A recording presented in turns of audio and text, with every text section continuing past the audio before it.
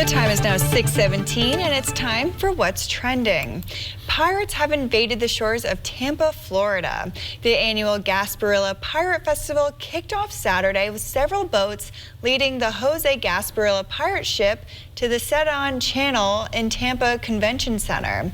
Once docked, Tampa Mayor Jane Castor surrendered the key to the city to the ship's crew and Ye Mystic crew of Gasparilla.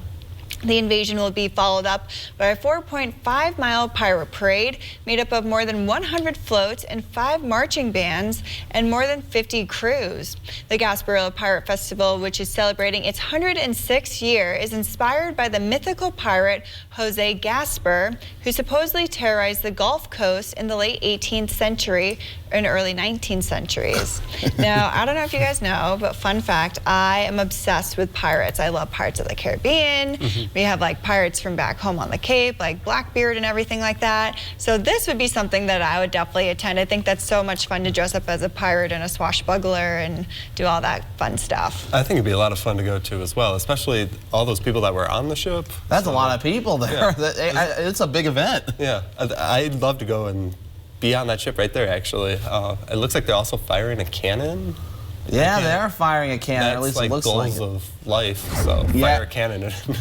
Fire a cannon, and hopefully it doesn't hit anything, right? Well, obviously, I'm sure we know the behind-the-scenes work there, but still, it's really cool to see so many people after 106 years of this happening. It's really cool to see it just still going strong, and it's actually kind of funny. I mean, it's things you don't see every day. That definitely just makes you laugh. It makes you wonder if any of the Buccaneers attended, because Buccaneers.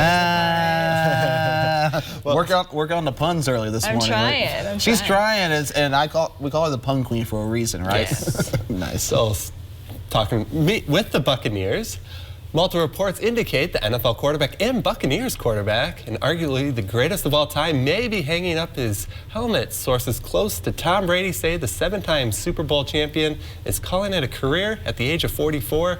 Brady won the MVP award 3 times in a record-setting professional career that lasted 22 years.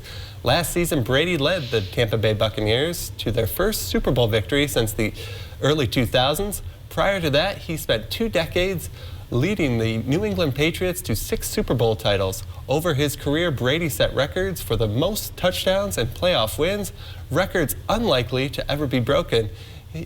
His reported decision to step away comes less than a week after the Bucs were eliminated from the playoffs by the Los Angeles Rams. And as the rumors continue to swirl, sources tell NBC News that Brady contacted the Buccaneers general manager, Jason Licht, on Saturday and informed him he has yet to make a final decision about his future. And when I saw this story on Saturday, I was expecting it, he was gonna retire, but then all the reports after saying he's not retiring, he hasn't made up his mind yet, it's super confusing to me. And this is why you don't ever release something that's kind of excuse me, it's getting kind of interesting this morning here, but yeah, it's really interesting with the way things are going here with Tom Brady. I mean, first he's like, oh, I'm going to retire. I was actually out snowmobiling, so I only heard about it through a text. I'm like, whoa. And it's kind of like he's been at this for over a long time now it's in his 40s now. 44. So 44, I believe. Yeah, 44 years old now, so that's a long time. And now we kind of have to wait and see kind of what happens, though. And it's kind of interesting. This is why I don't pull the trigger too early on reporting stuff, because one little thing and it blows up, and now it's something else. It's like an inside source that just inside source, and it blows up. And this is why you kind of wait till you get more information. Yeah, and for me, I grew up being a Patriots fan, so it was kind of bittersweet to see oh, he's had such an amazing career with the New England Patriots and then with the Tampa Bay Buccaneers. But it'll be interesting to see what actually unfolds in the next week or so, and whether or not this is true, or if he's going to try until maybe 45 or 50, which would be a very long career. I thought he was going to play till 50. Yeah, well, I don't know. We'll just have to wait and see what happens, though. But the mystery deepens. But meanwhile, though, Kansas Zoo says its new Rhino is ready to meet the public.